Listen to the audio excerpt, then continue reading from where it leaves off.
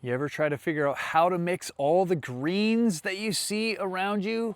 That's what I'm going to show you today in this lesson based on a horse farm in Pennsylvania. It's a lot of greens mixed out of just a few colors. It's going to be awesome. You're going to have fun. Let's jump into it. Okay, so I'm starting with a violet background, and I like this because it's going to be a contrasting color to the green and all the greens.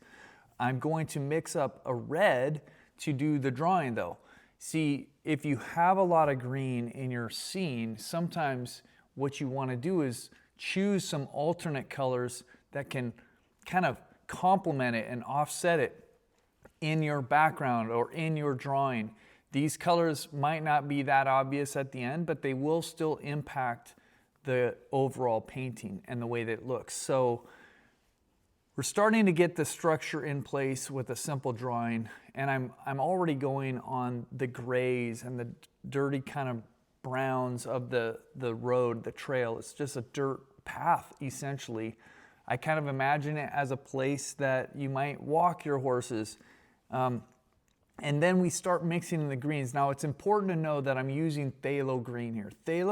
I should say phthalo blue to mix my greens. Phthalo blue is a very versatile blue because it's so potent. Any of the phthalos are strong colors and they mix a great variety of colors. This is phthalo blue that leans toward green.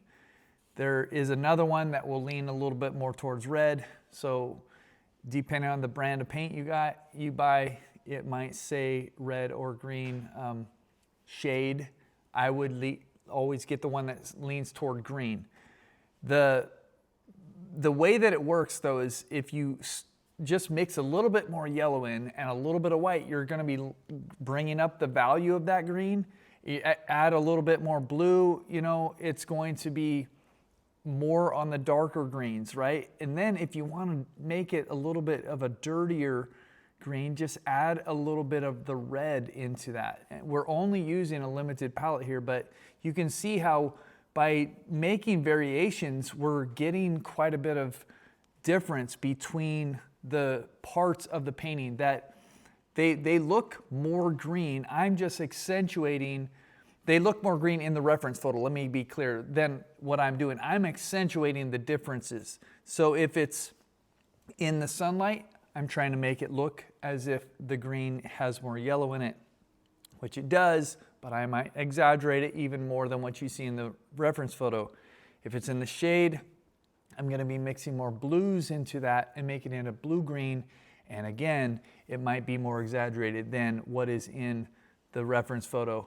And then we've got this brilliant sunlight coming across, and where this sunlight is hitting the tree trunks, it's a wonderful chance to add those highlights in. And as that road goes further back, I also think that that's a really great opportunity to draw our eye back to that background. And we do that by making those colors that are further back a little bit more pale and lighter. And it just will keep our eye looking back as if we're looking into something that's a little bit more ethereal. We've got a lot more work to fill in all the greens on the front of the painting in this foreground area, in the midground on the trees. But you can see it's just small variations, adding a little bit more red, adding a little bit more blue, making a little bit more of the white, to mute it down and make it more of a pastel color. There are 1,000 different variations on green that you can use. You just have to be intentional about mixing them. And if you get into it though, you'll realize this is so fun. Here I am bringing in more, at least I just brought in a little bit more of the violet on the road, again, as a complement to all the greens. More brighter greens up on the top leaves where it's getting hit by direct sunlight. These are just, the opportunities that you have to look back and forth at the reference photo.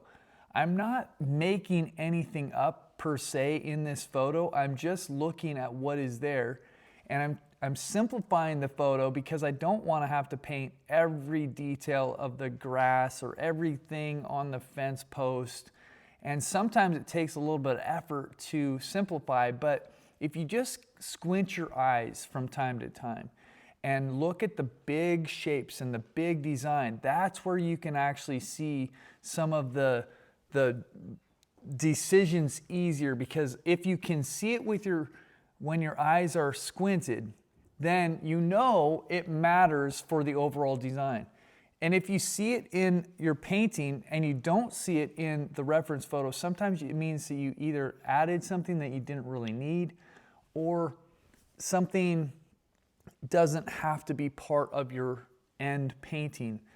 Of course, we have the freedom to add anything. Like I'm adding the sky in right now, and I'm not necessarily going to put in every sky hole in the trees, and I want to be careful that where they are, I make them soft so that they're not too distracting. Sometimes the contrast with a sky that's fairly light, like it is in this one, it's almost pure white, it's going to draw some attention, and if I am not careful with it, I could distract from the overall design again.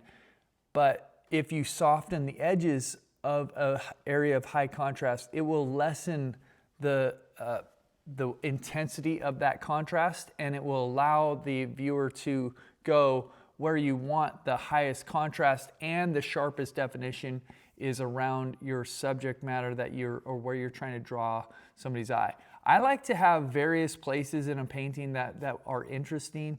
I don't necessarily know if I can always figure out where the subject matter is in my own paintings. Honestly, I just kind of think that I want to make an interesting painting and I go for it. But this fence I added after the fact. A lot of times I do negative shape painting, but I realized that this fence would be a lot easier to paint after the fact by just putting it in and then maybe doing a little bit of painting around it, but not all of the painting around it.